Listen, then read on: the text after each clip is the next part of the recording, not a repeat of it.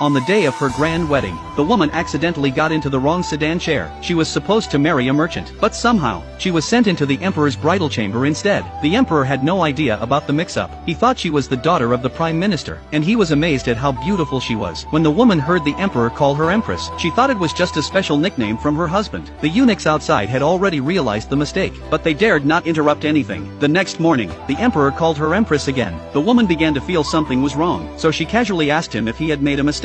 The emperor thought she was just joking. At that moment, a eunuch came in, announcing that the prime minister had something to report. When the emperor left, the palace maids came in to groom and dress the woman. It was then that she began to sense something was amiss. After all, her husband was a poor merchant. How could he afford so many servants, once adorned with jewelry and dressed in fine clothes? Her father-in-law brought in some more jewels, saying they were gifts from the emperor. Seeing how everyone treated her with such respect, the woman thought back to her own mother, who had a low status, and spent every day washing the feet of the second concubine's daughter. Now, she was treated with such reverence. She realized she had unknowingly married the wrong man. At the same time, a eunuch rushed in with urgent news. The prime minister had something to report to the emperor, and mentioned his daughter was still waiting for the emperor at the prime minister's residence. The emperor was stunned and finally realized that the woman from last night was not his wife. However, the emperor didn't want to abandon her, and declared that she would be his empress. He immediately annulled his engagement to the prime minister's daughter. In a panic, the woman knelt before the emperor, and explained the truth, begging him to spare her family. The emperor